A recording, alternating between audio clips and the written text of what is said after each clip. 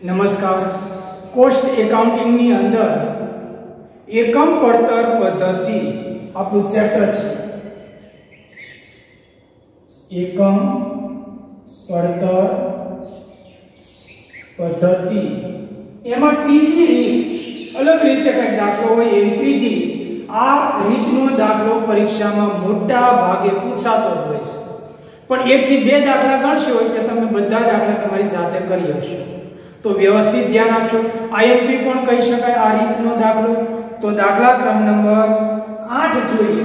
હાલો, Messrs રાજ enterprise બે જાતની pipe અ અને બ નામની બનાવે છે।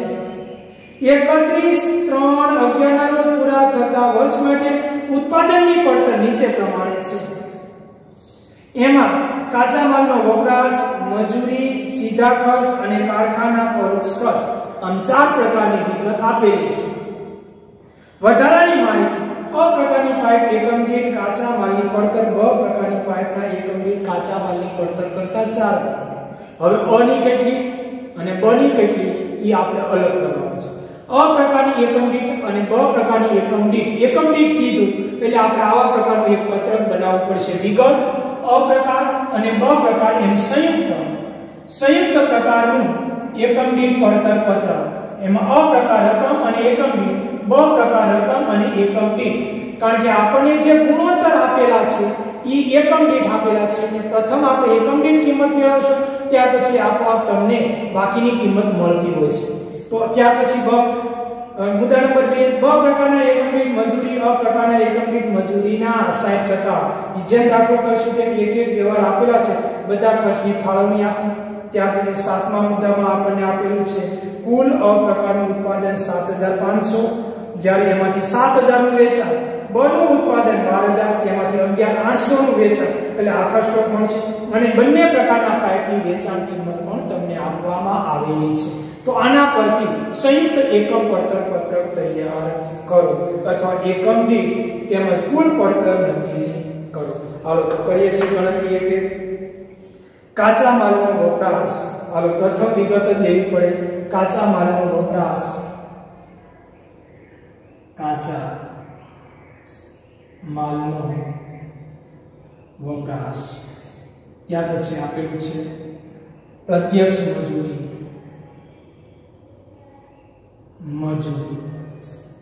આ બંને વિગત આપણે લખશું એટલે તમને આપોઆપ પ્રાથમિક પડતર મળી જશે। હવે આ બંને વિગત કુલ તમને રકમ આપેલી 6,30,000 એનો ભાગ કરવાનો છે। હાલો ધ્યાન આપજો, ગણતરી વ્યવસ્થિત સમજી અને લખી। જો ક્રમ નંબર 1 માં અ પ્રકારની પાઇપમાં એકમ દીઠ કાચા માલની પડતર, બ પ્રકારની પાઇપની એકમ દીઠ પડતર કરતા 4 હવે કાચા માલની ગણતરી, માલનો વપરાશ અ અને બ અથવા તો બ બે બ કરતા ફરી વખત જો ધ્યાન આપો અ ના પાઇપના એકમ દીઠ, બ ની પાઇપના એકમ દીઠ કરતા 4 આનો જો 1 રૂપિયા હોય એકમ દીઠ તો આનો 4 ગણાય એટલે 4 રૂપિયા હોય, બરાબર। હવે ગુણોત્તર શોધવાનું છે તમારે, બંનેના ખર્ચનો ગુણોત્તર, કુલ તમને જે રકમ આપી એની ફાળવણી કઈ રીતે ગુણોત્તર શોધો તો તેથી એના ગુણ્યા ઉત્પાદન 7500 ઉત્પાદન અહીંયા થાય છે અ પ્રકારનું। મુદ્દા નંબર 6 માં આપેલું છે અહીંયા 12000 નું ઉત્પાદન થાય છે, તેથી બંનેનો ગુણાકાર 12000 ના 12000 અહીંયા 7500 એટલે 7500 ના 4 ગુણ્યા એટલે 30000, તેથી તેમનું પ્રમાણ, હવે આપણે પ્રમાણ શોધવાનું, પ્રમાણ 30000 જેમ 12000 તો તેથી 3 3 11 30 અને 12 કેટલા થશે 6 5 30 અને 6 2 12। હાલો તમને જે ખર્ચ આપેલ છે એની ફાળવણી કરો। અ ના ભાગમાં અ કુલ ખર્ચ કેટલો આપ્યો છે 6,30,000 6,30,000 ગુણ્યા 5/7 બના ભાગમાં 6,30,000 માંથી 2/7 હાલો તો તેથી એ ખર્ચ આપણને મળશે 4,50,000 અને 1,80,000 4,50,000 અને 1,80,000 કરો બે નો સરવાળો આપો 1,06,30,000 હાલો તો એ ખર્ચ અહીંયા કાચા માલ સામાન 4,50,000 અને બ માં 1,80,000 હવે ધ્યાન આપો એકમ દીઠ કિંમત શોધવાની છે તો આના ભાગ્યા કુલ કેટલા એકમનું ઉત્પાદન થાય 7,500 આના ભાગ્યા 12 અહીંયા ઉત્પાદન 7,500 થાય છે અહીંયા થાય છે 12 એકમ દીઠ કિંમત શોધવી તો કુલ ઉત્પાદન વડે ભાગવા પડે હાલો કરો 4,50,000 ભાગ્યા 7,500 સોરી 7,500 એટલે 60 રૂપિયા અને અહીંયા કરશો તો 15 રૂપિયા આવશે હાલો ગણતરી 1 પૂરી ગણતરી નંબર 2 આ જ રીતે પ્રત્યક્ષ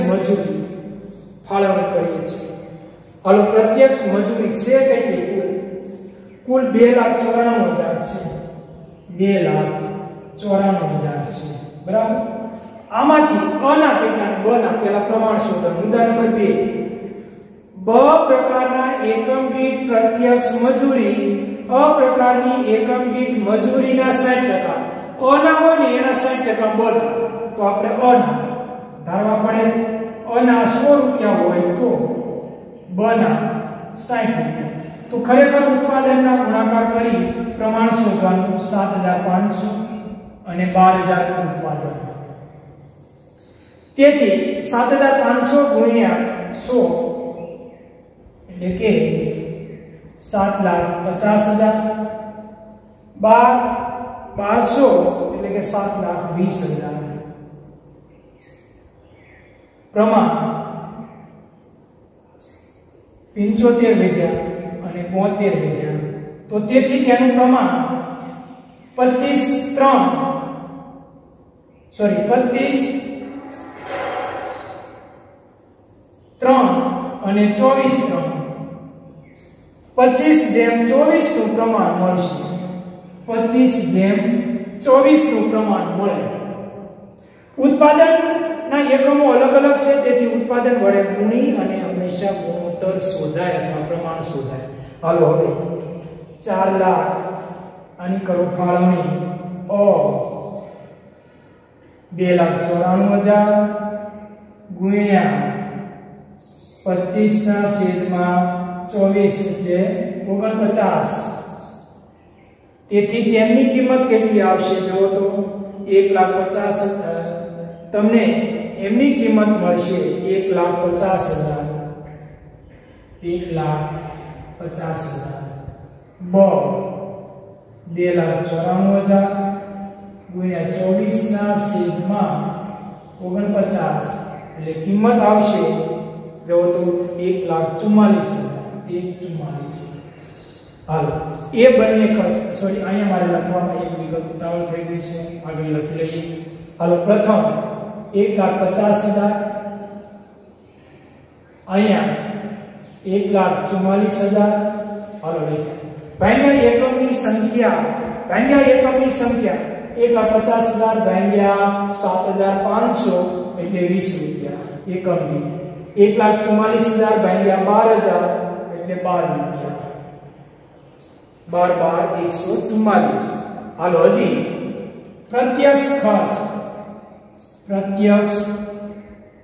ખર્ચ એ પણ તમને આપેલા છે હાલો ગણતરી નંબર પેલા 3 નંબરની વિગત જોઈ લેવાની બ પ્રકારના સીધા ખર્ચ એકમ દીઠ 3 છે બ પ્રકારના સીધા ખર્ચ બહુ સમજવાની વિગત સીધી એકમ દીઠ 3 છે અને બાકીના જે ખર્ચ હોય એ તમારે ક્યાં ખર્ચ ગણી લેવાના છે એ બાકીના બધા અહીંયા લેવાના હવે કઈ રીતે ધ્યાન આપો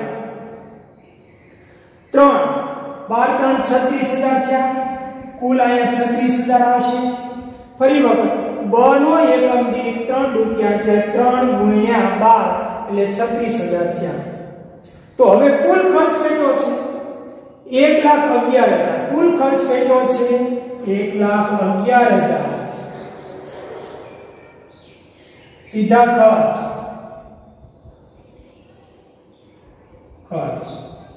1,11,000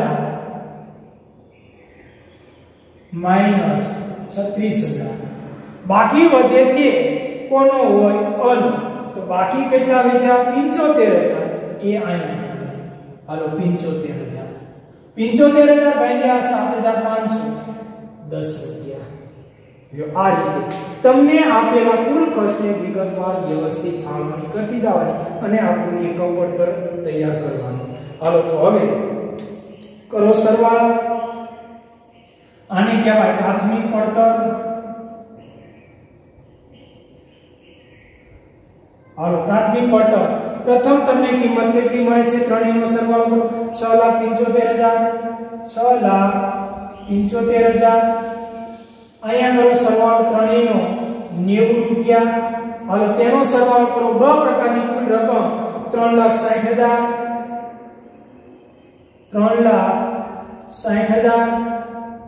ત્રણેયનો સરવાળો 30 રૂપિયા હાલો એક વિગત પૂરી તમારી હવે આમાં કારખાના ખર્ચ આપેલા છે કારખાના પરોક્ષ ખર્ચ હાલો ગણતરી કરવી પડશે ગણતરી નંબર 4 રકમ આપું છું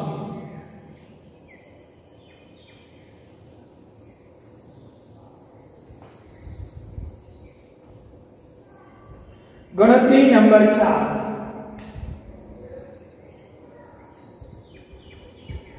કારખાના ખર્ચ કેટલો થાય છે રકમમાં જો તો 1,56,000 આ 1,56,000 ની ફાળવણી કરવાની છે એના માટે આપણે ક્રમિક મુદ્દા નંબર 4 ઉપર આવી જાવ અ અને બ બંને પ્રકારના પાઇપમાં એકમ દીઠ કારખાના પરોક્ષ ખર્ચ સરખા જ છે અ અને બ ના બંનેના કારખાના પરોક્ષ ખર્ચ એકમ દીઠ સરખા છે કુલ રકમ સરખી છે એમ ને એકમ દીઠ સરખા છે તો હાલો કરીએ ગણતરી અ નો 1 રૂપિયા એકમ દીઠ હોય તો બ ના પણ 1 રૂપિયા 7,500 એકમ 12,000 એકમનું ઉત્પાદન તેથી 7,500 તેથી 12,000 પ્રમાણ બરાબર 7,000 બે શૂન્ય સામાન્ય લઈ 120 હાલો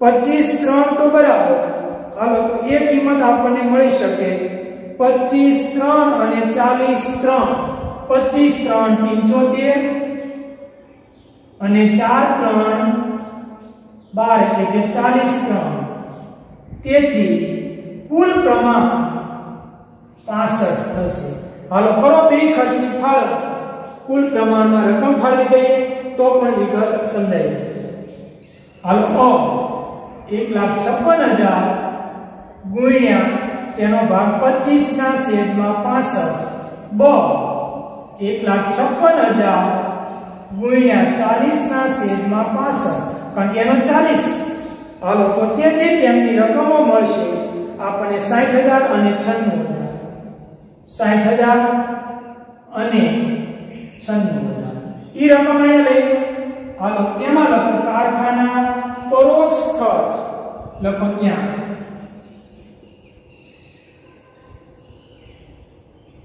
પરોક્ષ ખર્ચ કેટલો મળ્યો તો કે અહીંયા મળ્યા 60,000 અહીંયા કેટલા મળ્યા તો કે 96,000 હાલો લખ્યા શોધો એકમ દીઠ શું કરાય જે ઉત્પાદન હોય તેના વડે ભાગાકાર કરશો એટલે એકમ દીઠ રૂપિયા બંનેમાં સરખા કીધા એટલે 8 રૂપિયા લાવશે બેમાં સમાન જ આવશે એક સરખો એકમ દીઠ ખર્ચ જોવા મળે છે હાલો ગણતરી પૂરી કરીએ કારખાના પડતર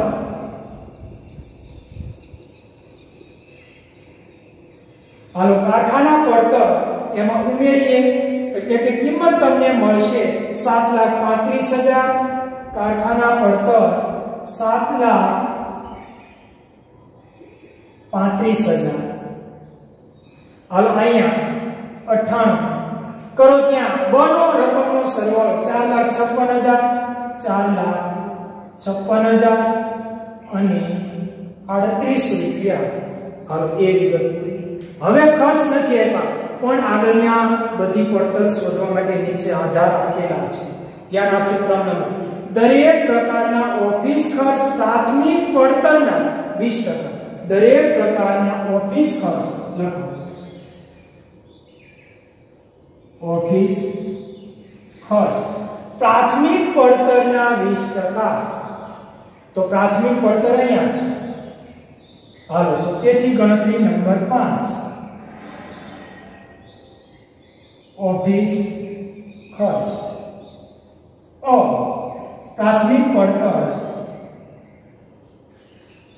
બ ની પ્રાથમિક પડતર 3,60,000 તેના 20% આના પણ 20% તો તેથી આપને કિંમત મળશે ઓફિસ પડતર એ પ્રાથમિક પડતરના 20% સોરી ઓફિસ ખર્ચ એ પ્રાથમિક પડતરના 20% 6,75,000 ના 20% કરશું એટલે 1,35,000 અહીંયા આવશે 1,35,000 આ લેખે 3,60,000 ના 20% કરશું એટલે તમને ઓફિસ ખર્ચ 72,000 મળશે હવે એકમ દીઠ વડે ભાગાકાર કરો બહુ ધ્યાન રાખવાનું છે હવેથી દાખલો બદલાશે હવે એકમ દીઠ વડે ભાગાકાર કરશો એટલે તમને અહીંયા મળશે 18 અને અહીંયા 72,000 ભાગ્યા 12 એટલે તમને મળશે 6 રૂપિયા હાલો કરો સરવાળા કરશો એટલે કઈ પડતર મળશે ઓફિસ પડતર 8,70,000 ત્યાર પછી કુલ 116 5,28,000 આ બંનેનો સરવાળો અને અહીંયા આવશે 44 એની સામે લખો ઓફિસ પડતર હાલો હવે તમને આગળના મુદ્દામાં શું કહેવામાં આવેલું છે વેચાણને લગતો ખર્ચ પણ એ નહીં પહેલા જવાનું છે તમને મુદ્દા નંબર 7 માં કીધું ઉત્પાદન અને વેચાણ 7,500 નું ઉત્પાદન એમાંથી 7 નું વેચાણ થયું એટલે આખા સ્ટોક લીધું તો એને કહેવાય તૈયાર માલનો આખા સ્ટોક માઈનસ તૈયાર માલનો આખા સ્ટોક તૈયાર માલનો આખા સ્ટોક બહુ ધ્યાન રાખી અને લખવાનું છે હાલો ગણતરી નંબર 6 આખા સ્ટોક ગણતરી નંબર 6 આખા સ્ટોક પ્રથમ 7,500 ઉત્પાદન માઈનસ 7 નું વેચાણ તો તેથી આખા સ્ટોક 500 એકમ બરાબર હવે કુલ રકમ તો રકમ કેટલી 500 એકમ બહુ ધ્યાન રાખો 500 એકમ ગુણ્યા પડતર 116 તો તેથી તેની કિંમત જો તો કેટલી મળે છે 58,000 હાલો 58,000 હવે એ જ રીતે બ હાલો પહેલા 12,000 ઉત્પાદન 11,800 નું વેચાણ એટલે કેટલા એકમ વધ્યા 200 એકમ વધે રકમ રૂપિયામાં 200 એકમ ગુણ્યા તેમની અત્યાર સુધીની પડતર એ લખાય તેથી પડતર 44 તો તેમની કિંમત થશે 8,800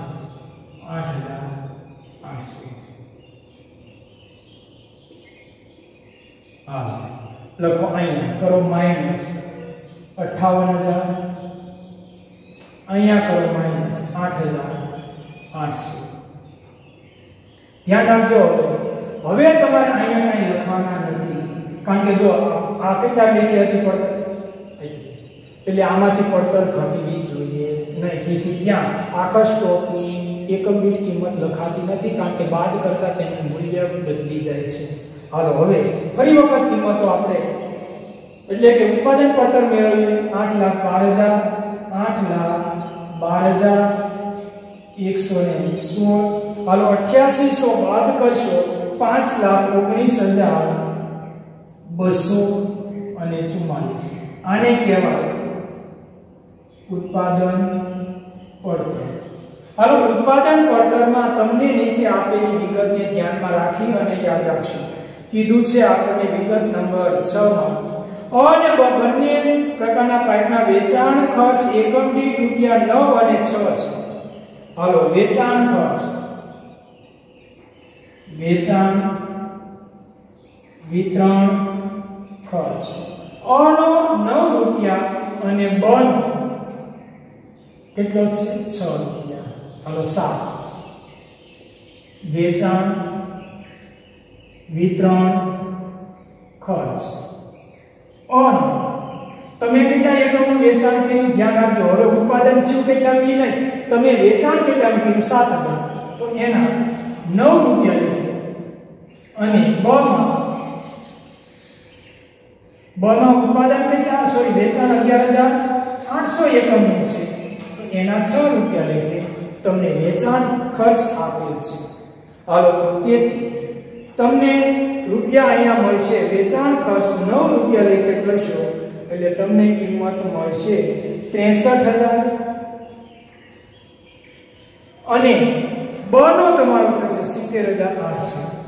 70,800.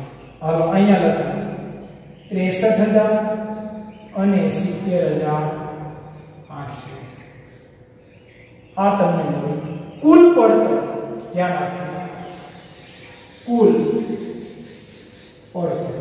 હાલો કરો સરવાળા, એક એક સરવાળા કરશો એટલે 8,75,000. 8,75,000.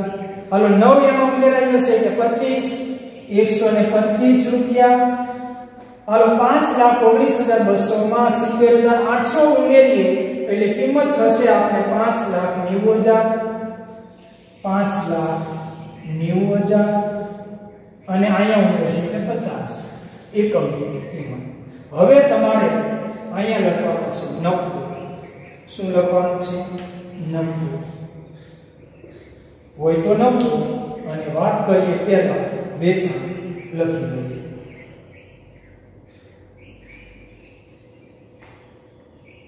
વેચાણ હાલો તમને આપેલું છે. હાલો મુદ્દા નંબર 8 ગણતરી આપું છું. વેચાણ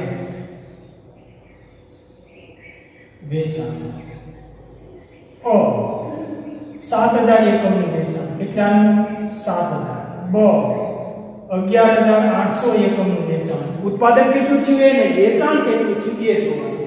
હાલો તેનો ભાવ નીચે આપેલો છે. અનો 150 અને ઓલાના 65. 150 અને અહીંયા 65. હાલો તેથી તેમની બંનેની કિંમત 10,50,000 અહીંયા આવશે. 10,50,000 અને આની કિંમત આપણને મળશે 7,67,000.